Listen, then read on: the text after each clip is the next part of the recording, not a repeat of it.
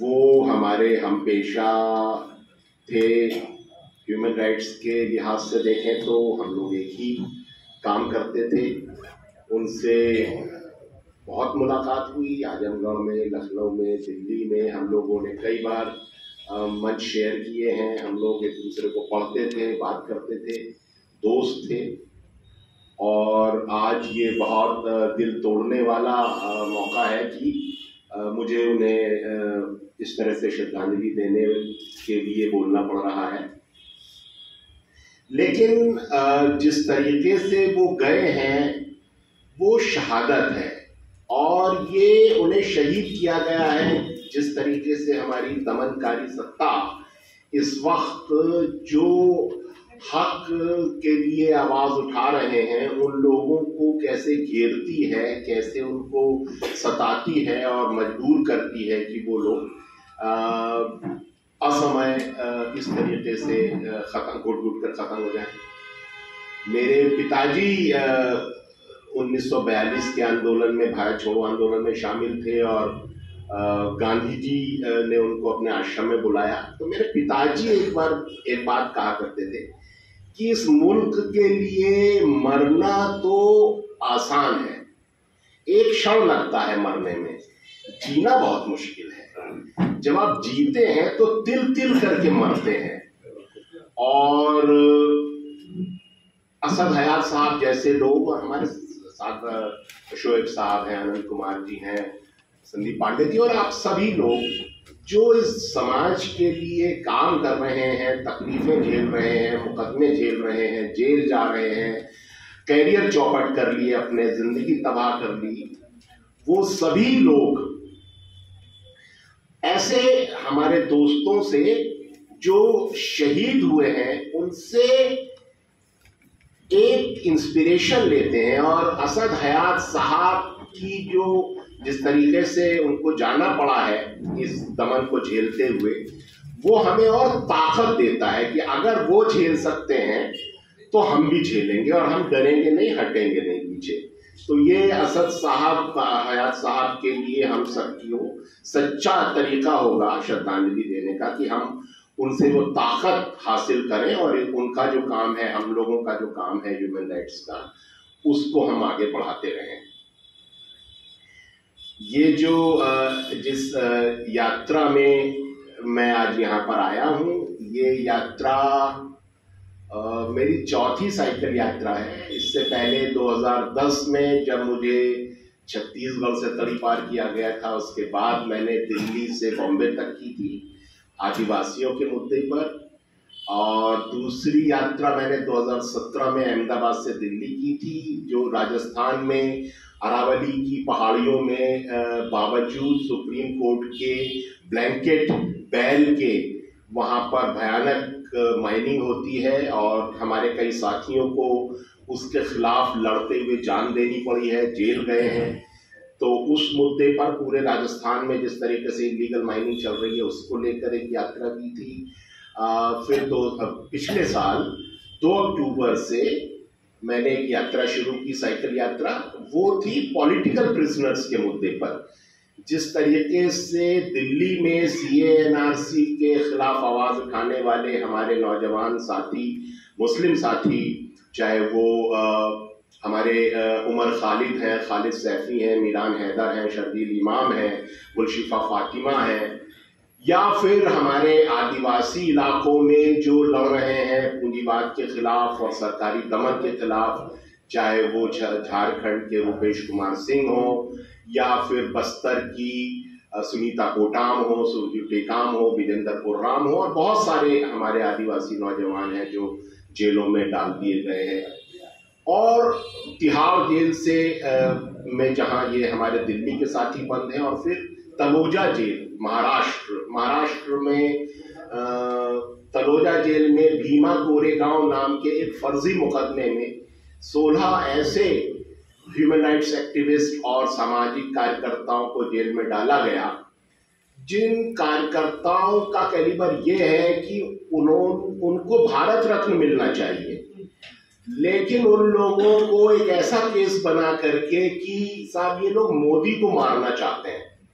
तो मैंने कहा हाँ, ये बात तो सच है, मोदी को तो मारना चाहते हैं, क्योंकि मोदी की जान बसती है पूंजीपतियों में, और ये सारे सामाजिक कार्यकर्ता पूंजीपतियों की जो नापाक इरादे हैं उनमें अड़चन डालते हैं। तो अगर पूंजीपति को नुकसान होगा तो मोदी तो मर ही जाएगा, तो मोदी को तो ये मारने की कोशिश कर ही रहे हैं। तो खैर, तो ऐसा मतलब उसमें सुधा भारद्वाज है, अमेरिका में पैदा हुई, भारत में आई, IIT कानपुर की पढ़ी और फिर जाकर के मजदूरों के लिए काम किया। उन्हें छत्तीसगढ़ में हाई कोर्ट का जज बनने का ऑफर आया, ठुकरा दिया, उनको जेल में डाल दिया कि साहब ये मोदी को मारना चाहती है। या फिर EPW के संपादक रहे गौतम नवलखा, EPW जिसको भारत के जो नीति निर्माता हैं वो पढ़ते हैं, उसके संपादक रहे, उनको जेल में डालने के साथ ये मोदी को मारना चाहते हैं।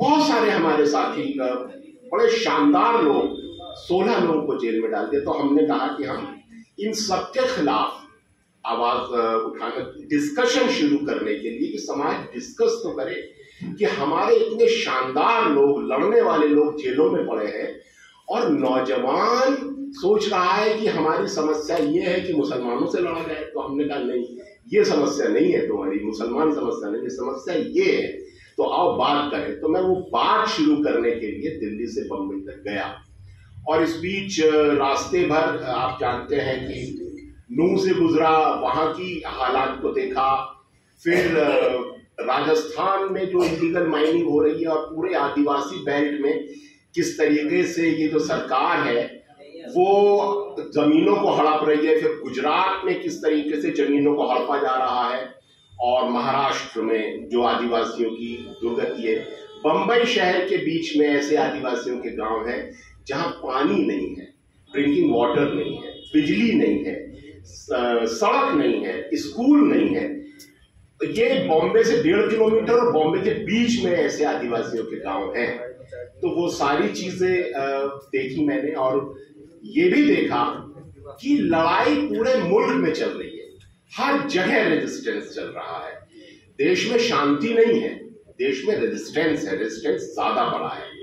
तो वो सारी चीजें देखी, और फिर थोड़ा सा सुस्ताने के बाद फिर जो दिल में बेचैनी है जो बैठने नहीं देती, मैंने कहा मुझे अच्छा उस वक्त ये भी चुनौती थी कि आप यूपी नहीं आ सकते, आपको योगी या तो मरवा देगा या जेल में डलवा देगा। तो मैंने कहा अच्छा ठीक है, यूपी आते हैं। तो फिर वो चुनौती को स्वीकार करके मैंने कहा यूपी आया जाए, और मैं आ गया। तो 30 जनवरी जिस दिन महात्मा गांधी की शहादत, RSS के जिस शख्स नाथूराम गोडसे ने गांधी जी की हत्या की थी 30 जनवरी को, उस रोज हमने महात्मा गांधी की समाधि राजघाट से ये यात्रा करने का फैसला किया, और हमने कहा कि हम 4 संतों की समाधि को स्पर्श करेंगे। एक है संत कबीर की समाधि मगहर, और आप जानते हैं कि जैसा ब्राह्मणों ने कहा था कि जो काशी में मरता है स्वर्ग जाता है और जो मगहर में मरता है वो अगले जन्म में गधा होता है। तो कबीर साहब ने कहा ठीक है, इस भ्रांत धारणा को तोड़ने के लिए मैं मगहर जाके मरूंगा। तो मगहर आ गए, तो हम मगहर जाएंगे। और तीसरा जो संत रैदास की समाधि है काशी में, वहां जाएंगे। और फिर चौथा गौतम बुद्ध की समाधि कुशीनगर जाकर इस यात्रा का समापन करेंगे। और इस बीच जो भी पड़ाव हैं, ये सभी जगह पर हम लोगों से बात करते हुए, मिलते हुए जाया जाएगा। सवाल ये है कि अच्छा, इस यात्रा का शीर्षक है सद्भावना यात्रा। तो सद्भावना यात्रा क्यों चुनना पड़ा?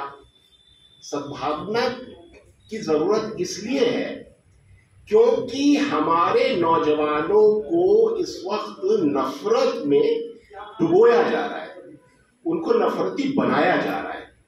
और ये एक प्रोजेक्ट के तहत हो रहा है, एक योजना के तहत हो रहा है। और वो योजना बनाने वाले कौन है, उस योजना को इम्प्लीमेंट करने वाले लोग कौन है, और वो असली योजना क्या है, योजना के पीछे की योजना क्या है, वो है। तो असलियत में तो पॉलिटिक्स का मकसद किसी भी मुल्क की दौलत पर कब्जा करना होता है, खास तौर से पूंजीवादी देश में, पूंजीवादी निजाम में सत्ता का मुख्य काम है कि वो देश की संपदा पर कैसे कब्जा करे। असली संपदा जो है मुल्क की, वो इस शहरों में नहीं है। इस मुल्क की असली दौलत है आदिवासी इलाकों में, जहां पर जमीन के नीचे वो चीजें हैं जो कोर है किसी भी देश की डेवलपमेंट का। लोहा है वहां एल्यूमिनियम है, वहां टिन है, वहां लोहा कोयला है, वहां पर सोना है, वहां पर हीरे है। खास तौर से बस्तर जहां पर सबसे फियर्स फाइट चल रही है इस वक्त, वहां लोहा है जो 70% प्योर, जिसमें स्टील है, जहां भारत का सबसे ज्यादा टिन है और जहां रेड डायमंड है, वहां पर ये लड़ाई चल रही है। मैं 1992 में अपनी शादी के 20 दिन बाद अपनी पत्नी के साथ वहां चला गया था और हमने एक पेड़ के नीचे रहना शुरू किया था और वहां हमने सेवा काम शुरू किया। हमने स्वास्थ्य, शिक्षा, आजीविका, पर्यावरण, इस सब पर काम किया और बहुत शानदार काम वहां हुआ। हमने मातृ मृत्यु दर को 0 पर ले आए, इन्फेंट मॉर्टेलिटी को हम अपने इलाके में 0 पर ले आए थे। हमने पर्यावरण में बहुत अच्छा काम किया था।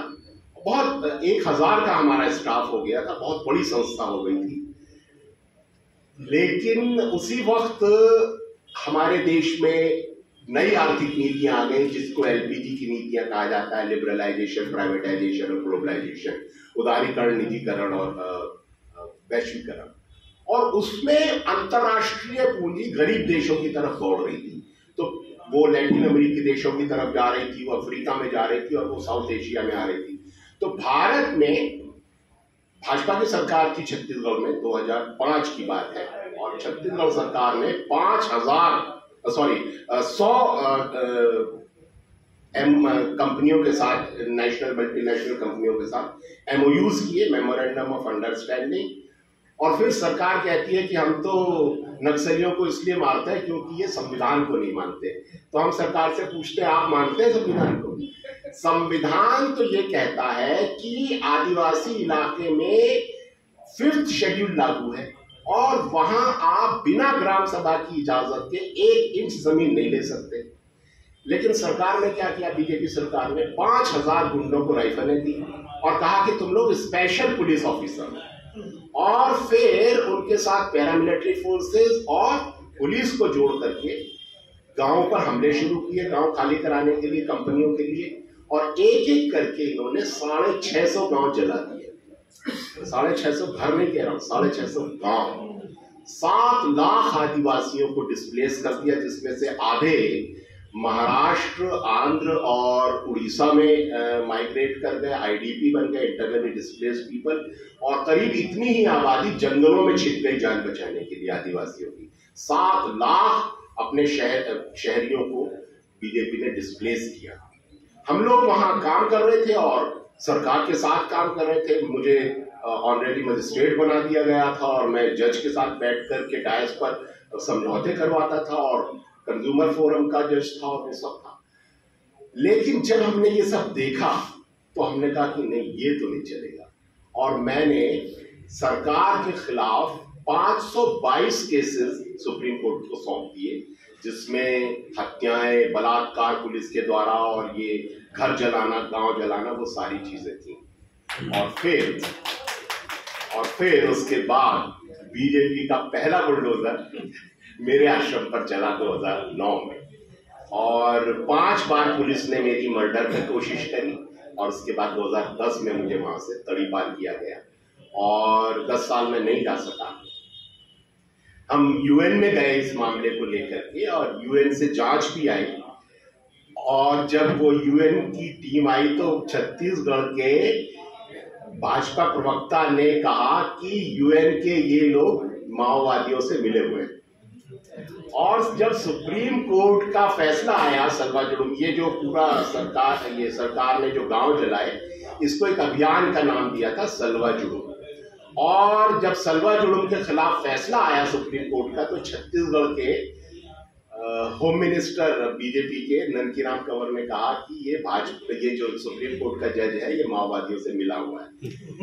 तो खैर ऐसे तो और भी मामले हैं। जब सीबीआई की टीम इन सब की जांच करने गई तो सीबीआई की टीम को, अभी पिछले दिनों जब ममता बनर्जी के वहां पर इनकी ईडी की टीम को पकड़ लिया था, सीबीआई को घेर लिया था, तो भाजपा बहुत चिल्लाने लगी। तब मैंने उनको ये किस्सा याद दिलाया। छत्तीसगढ़ में सुप्रीम कोर्ट के आदेश पर सीबीआई की टीम जब जांच करने गई, इन सब वहां पर स्वामी अग्निवेश के ऊपर पथराव किया गया, नंदिनी सुंदर के ऊपर हुआ, तो सुप्रीम कोर्ट में शिकायत हुई और सुप्रीम कोर्ट ने सीबीआई की टीम को भेजा। तो छत्तीसगढ़ पुलिस ने सीबीआई टीम को सरकारी गेस्ट हाउस में उस पर हमला किया और सीबीआई की टीम ने गेस्ट हाउस का दरवाजा बंद करके अलमारियां और फ्रिज वगैरह दरवाजे पे अड़ा दिए और बाहर से पुलिस वालों ने फायरिंग की और बंदूक के बटों से दरवाजा तोड़ने की कोशिश करी। फिर सीबीआई वालों ने दिल्ली में फोन किया तो दिल्ली से सीआरपीएफ को कहा गया कि सीबीआई की टीम को बचाओ। सीआरपीएफ की टीम जब बचाने आई तो छत्तीसगढ़ पुलिस ने सीआरपीएफ पे फायर किया, सीआरपीएफ ने छत्तीसगढ़ पुलिस पे फायरिंग करी। उसके बाद सीआरपीएफ बचा के ले गई सीबीआई की टीम को अपनी बैरक्स में। तो फिर छत्तीसगढ़ पुलिस ने सीआरपीएफ की बैरक पे हमला किया, बम फेंके, और फिर सीआरपीएफ ने पुलिस पर बम फेंके। उस दिन सड़कों पर फोर्सेस के बीच में बम चले। ये सब आपको नहीं पता। मेरे पास एफिडेविट है सीबीआई का, जो सुप्रीम कोर्ट में सीबीआई ने यही बात लिखी है कि हमारे साथ छत्तीसगढ़ की पुलिस ने ये किया है। तो मैंने, और वो बीजेपी की सरकार थी, तो मैंने कहा आप बोल रहे हैं कि सीबीआई के साथ ममता बनर्जी ने ऐसा कर दिया। तो इन्होंने तो वहां सीबीआई की टीम को पर हमला किया और छत्तीसगढ़ में 5000 महिलाओं के साथ बलात्कार, सिक्योरिटी फोर्सेस ने कई हजार आदिवासियों की हत्या, जेलें खचाखच भर दी गई वहां। और सारी दुनिया में इंटरनेशनल रेड क्रॉस जा सकता है, लेकिन छत्तीसगढ़ की जेलों में इंटरनेशनल रेड क्रॉस को जाने की अनुमति नहीं थी। मेरी एक स्टूडेंट रही सोनी सोरी, जो आदिवासी टीचर थी, उनको पुलिस स्टेशन में ले जाकर के बिजली के झटके दिए गए, उनके गुप्तांगों में एसपी ने पत्थर भर दिए। उनके भतीजे, जो पहला आदिवासी पत्रकार लिंगाराम कोड़ोपी, उसके एनस में मिर्च और तेल से डूबा हुआ डंडा घुसा दिया गया, उनकी इंटेस्टाइन फट गई, उन दोनों को जेल में डाल दिया गया। और वहां से सोनी सोरी ने मुझे खत लिखे और उन खतों में बताया कि उसने ऐसी लड़कियां देखी हैं जेल में जिनके निप्पल्स काट दिए पुलिस वालों ने और उनकी बॉडी पर इलेक्ट्रोक्यूशन मार्क्स है, बिजली से जलाने के निशान हैं। मैंने फेसबुक पर लिखा कि छत्तीसगढ़ की जेलों से ये रिपोर्ट आ रही है, सरकार जांच कराए और अगर मेरा इल्जाम झूठा पाया जाए तो मुझे जेल में डाल दिया जाए। तो सरकार की हिम्मत तो नहीं हुई कि वो मुझे जेल में डाल दे या जांच करा ले, लेकिन मेरी उस पोस्ट पर छत्तीसगढ़ की एक दलित जेलर ने, वर्षा डोंगरे ने लिखा, कमेंट किया कि हिमांशु कुमार बिल्कुल ठीक कह रहे हैं, मैंने ऐसी लड़कियां खुद बस्तर की जेल में देखी है। हंगामा हो गया कि एक जेलर कह रही है कि हाँ मैंने देखी है ऐसी लड़कियां, उनको सस्पेंड किया गया।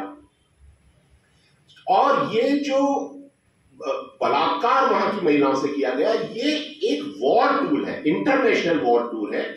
जब किसी समुदाय को, किसी देश की हिम्मत तोड़नी होती है तो वहां की महिलाओं से रेप करती हैं हमारी फोर्सेस। लेकिन भारत में अपने ही देशवासियों के साथ हमारी सिक्योरिटी फोर्सेस भी इंटरनेशनल वॉर टूल को, रेप को यूज करती है हमारे देश के लोगों के साथ। और ऐसा हमने आदिवासी इलाकों में देखा। और ये मेरा इल्जाम नहीं है, भारत का एनएचआरसी की रिपोर्ट है जिसमें उसने कहा है कि 16 आदिवासी महिलाओं ने हमारे सामने प्राइमा फेसी एविडेंस रखे कि उनके साथ सिक्योरिटी फोर्सेस ने बलात्कार किया। लेकिन उसके बाद क्या हुआ? कुछ नहीं हुआ। क्यों नहीं हुआ? क्योंकि बलात्कार की जब फाइल बनती है उस पर लिखा जाता है आरोपी बनाम राज्य। लेकिन अगर आरोपी स्टेट है तो फाइल पर क्या लिखा जाएगा? राज्य बनाम राज्य, स्टेट वर्सेस स्टेट। वहां कोलैप्स कर गया सिस्टम। तो असली जो लड़ाई चल रही है वो चल रही है आदिवासी इलाकों में। और ये जो सब चल रहा है, और अभी ये ऐसा नहीं मैं 2005 की घटना सुना रहा हूं आपको।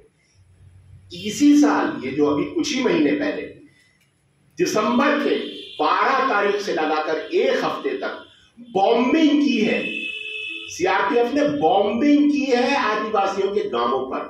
मैंने लगातार लिखा है उस पर। इंटरनेशनल लॉज के मुताबिक कोई सरकार अपने नागरिकों पर बमबारी नहीं कर सकती, लेकिन हमारे देश में हमारी सरकार बॉम्बिंग कर रही है जनता के ऊपर। और दिसंबर के महीने में ही 4 आदिवासी बच्चों को गोली मारी गई है। मेरे पास फोटोज मौजूद हैं, कैसे वो 14 साल की लड़की की गले में गोली फंसी हुई है, कैसे वो बच्चे के सिर में गोली फंसी हुई है, छोटे छोटे बच्चे। और पिछले साल की शुरुआत जो भाजपा सरकार जब आई है, दिसंबर में आई है 23 में, 24 शुरू होते ही 6 महीने की, 1 जनवरी को 6 महीने की बच्ची को गोली मार दी गई। और पूरे साल 400 आदिवासियों की हत्या हुई है, जिसमें 14 साल की एक लड़की, 16 साल की गूंगी लड़की, 6 महीने की बच्ची, बच्चे छोटे छोटे, महिलाएं, सबको मारा जा रहा है। बॉम्बिंग हो रही है और ये लगातार जारी है। और अमित शाह जाकर कहता है कि हम 26 तक पूरा नक्सल मुक्त कर देंगे। नक्सल मुक्त नहीं, वो पूंजीवाद के लिए पूरी जमीन तैयार कर रहे हैं। और ये जो सब चल रहा है, इसके बारे में हमारे 2 लोगों ने चेतावनी दी थी, और हम मानते हैं कि इन दोनों के विचार विपरीत थे, लेकिन अभी आप देखेंगे कि दोनों एक ही बात कह रहे हैं। कौन है वो दोनों? भगत सिंह और महात्मा गांधी। क्या कह रहे हैं? भगत सिंह कह रहे हैं, जब भगत सिंह को फांसी की सजा सुना दी गई और वो जेल में थे, लाहौर जेल में थे, तो वो पंजाब के गवर्नर को उन्होंने खत लिखा, जिसको द लास्ट पिटीशन कहा जाता है, आखिरी खत। और उसमें भगत सिंह कहते हैं, एक युद्ध, आपने फौजी बलों का सहारा लेकर भारत की जनता के संसाधन और उसके श्रम को लूटने के लिए भारत की जनता पर एक युद्ध थोपा है, और ये युद्ध अंग्रेजों के जाने के बाद खत्म नहीं होगा। भले ही गोरे लोग चले जाए और काले लोग सत्ता पर बैठ जाएं, लेकिन ये युद्ध जारी रहेगा। और ये युद्ध तभी समाप्त होगा जब इसमें मेहनत कश अवाम की आखिरी जीत हो जाएगी। और हमने इस युद्ध का जवाब देने का फैसला किया है, इसलिए आप हमें युद्धबंदी घोषित करिए और फांसी देने की बजाय हमें गोली से उड़ा दीजिए। ये भगत सिंह लिख रहे हैं। गांधी क्या कह रहे हैं? गांधी कह रहे हैं, अंग्रेजी विकास का मॉडल शैतानी मॉडल है। ये मॉडल कहता है कि अगर आपके पास ज्यादा है तो आप विकसित हैं, लेकिन प्रकृति ने सबको बराबर दिया है। आपके पास ज्यादा तभी हो सकता है जब आप दूसरे के हिस्से का ले लें, और दूसरा देगा नहीं तो आप छीनेंगे, और छीन आप तभी सकते हैं जब आपके पास ताकत होगी। गांधी कहते हैं, इस शैतानी मॉडल में विकास उसी का होगा जिसके पास ताकत है। अंग्रेजों के बारे में कहा जाता था कि अंग्रेजी राज में कभी सूरज नहीं डूबता, लेकिन यह भी सच है कि अंग्रेजी राज में कभी खून नहीं सूखता। अंग्रेज लगातार अपने इस विकास के मॉडल को सस्टेन करने के लिए दुनिया पर हमले करते थे और खून बहाते थे। गांधी ने कहा, अगर भारत इस अंग्रेजी विकास के मॉडल को अपनाएगा तो भारत किस पर हमला करेगा? गांधी ने कहा, लिख कर रख लो, एक दिन तुम अपने गांवों पर हमला करोगे। इस विकास के मॉडल से युद्ध निकलेगा और तुम तबाह हो जाओगे। दोनों, भगत सिंह और गांधी, दोनों युद्ध की बात कर रहे हैं। और आज हालत क्या है? हमारे सबसे ज्यादा अर्धसैनिक बलों के सिपाही कहां हैं? वो हैं आदिवासी इलाकों में। क्या करने गए हैं? आदिवासियों को सुरक्षा देने? नहीं, वो गए हैं वहां के संसाधनों पर कब्जा करने। किसके लिए? भारत के गरीबों की गरीबी दूर करने के लिए? नहीं, वो गए हैं पूंजीपतियों की तिजोरी भरने के लिए। और वो वहां क्या कर रहे हैं? वो वहां एक फुल फ्लेज युद्ध लड़ रहे हैं, जिसमें गोलियां हैं, बॉम्ब है, हत्याएं हैं, बलात्कार है, झूठ है, प्रोपेगेंडा है, सच का छिपाया जाना है। वो सब कुछ है जो एक फुल फ्लेज वॉर में होता है। This is called hidden war of India, Bharat का छिपा हुआ युद्ध। लेकिन बुरी खबर यह है कि यह युद्ध आदिवासी इलाकों में रुकेगा नहीं, क्योंकि पूंजीवाद रुकता है तो मर जाता है। पूंजीवाद का लक्षण यह है कि वो लगातार संसाधनों को खत्म करता जाता है, मजदूर को और गरीबी में धकेलता जाता है, जिससे उसकी परचेजिंग पावर गिर जाती है, माल नहीं बिकता, पूंजीवाद लगातार संकट में आता जाता है। लेकिन वो सुधरता नहीं है, वो नए इलाकों पर कब्जा करता है। अमेरिका की फौजें जो दुनिया भर में जाती हैं वो इसलिए नहीं जाती क्योंकि मुसलमान बड़े आतंकवादी हो गए, नहीं, वो जाती है वहां के संसाधनों पर कब्जा करने, इस्लामोफोबिया का बहाना बनाती है और सारी दुनिया पर कब्जा करती है। तो सारी लड़ाइयां पूंजीवाद के लिए होती है। भारत का पूंजीपति आदिवासी इलाकों में रुकेगा नहीं। भारत के पूंजीपति का अगला निशाना है भारत की एग्रीकल्चर। आप लिख कर रख लीजिए, कुछ ही सालों में आपके गांव गांव में सीआरपीएफ वैसे ही बैठेगी जैसे आज आदिवासी इलाकों में झारखंड और छत्तीसगढ़ उड़ीसा में बैठी है। ये वॉर, पूंजीवाद की वॉर आपके दरवाजे पहुंचने वाली है और आप इसका सामना ना कर पाए, इसलिए समाज को लगातार बांटा जा रहा है। सुबह सुबह आप देखिए व्हाट्सएप मैसेज आएगा जो आरएसएस का प्रोजेक्ट है कि ये बराबरी की मांग करने वाली औरतें हमारी संस्कृति की दुश्मन है, ये खराब औरतें हैं, और भद्दी भद्दी गालियां उनको दी जाएंगी। तो मर्द को औरत के खिलाफ खड़ा करो, मुसलमान के खिलाफ हिंदू को खड़ा करो, इस जात के खिलाफ इस जात को खड़ा करो, लगातार समाज को बांटो और इतना बांटो कि जब हमारे बच्चों ने ये मांग करी कि हमारी फीस मत बढ़ाओ, शिक्षा महंगी मत करो, तो इस समाज ने यूनिवर्सिटी में घुसकर अपने बच्चों का सिर फाड़ दिया कि तुम पैरासाइट हो, तुम सस्ती शिक्षा की मांग क्यों कर रहे हो। समाज को ऐसा बांटा है इन्होंने कि आज हमारा समाज किसान के खिलाफ है। किसान को वो खालिस्तानी कहता है, वो आदिवासी को नक्सलवादी कहता है, वो दलितों को गालियां देता है, वो ओबीसी को भीख पर पलने वाला कहता है। वो समाज को ऐसा बांटा है कि अब आप लड़ ना सके। तो पहला हमारा फर्ज क्या है कि ये जो बांटने का प्रोजेक्ट है इसके खिलाफ एक काउंटर प्रोजेक्ट चलाया जाए। हम नौजवानों को बताएं कि तुम्हारी लड़ाई मुसलमानों से नहीं है, तुम्हारी लड़ाई है अशिक्षा से, तुम्हारी लड़ाई है शिक्षा के महंगे होने से, तुम्हारी लड़ाई है बेरोजगारी से, तुम्हारी लड़ाई है कि जमीनें हड़पी जा रही हैं, तुम्हारी लड़ाई है खेती छीन ली जाएगी। ये है तुम्हारी लड़ाई। लड़ाई पहचानो, दुश्मन को पहचानो, फर्जी दुश्मनों से मत लड़ो, ये तुम्हारे दुश्मन नहीं है, ये वही है जो तुम्हारी तरह पीड़ित है। तो ये पूरा जो हकीकत है जो मैंने देखी, खास तौर से मैं अपने को खुशकिस्मत मानता हूं कि मैं वहां की खबर लेकर आया हूं जहां हम में से बहुत सारे लोग नहीं जा सकते। बस्तर के सुदूर जंगलों में क्या चल रहा है मैं वहां की बात जानता हूं, इसलिए मैं चाहता हूं कि अपने मुल्क के नौजवानों को बताऊं कि असली लड़ाई कहां है, क्या है, तुम्हारी लड़ाई क्या है। मजदूरों के अधिकार खत्म कर दिए गए हैं, किस तरीके से आज 12-12 घंटे काम लिया जा रहा है, उनसे मिनिमम वेजेस का कोई हिसाब नहीं है, हफ्ते की छुट्टी बंद कर दी गई है, वो है तुम्हारी लड़ाई। किसानों को किस तरीके से बर्बाद किया जा रहा है, वो है तुम्हारी लड़ाई। किस तरीके से आरक्षण खत्म किया गया है SC ST OBC का, वो है तुम्हारी लड़ाई। शिक्षा किस तरह से प्राइवेटाइज और महंगी की गई है, वो है तुम्हारी लड़ाई। मुसलमानों से मत लड़ो, ईसाइयों से मत लड़ो, औरतों से मत लड़ो, ये सब तुम्हारे एलाइज हैं, इनके साथ मिलकर के असली दुश्मन से लड़ो, ये बताने के लिए मैं निकला हूं। तो देखते हैं वहां तक पहुंचते हैं या बीच में अरेस्ट होते हैं या मारे जाते हैं। तो बहुत शुक्रिया आप लोगों का, आप लोगों ने यहाँ मुझे बुलाया, मौका दिया और मेरी बात को सुना।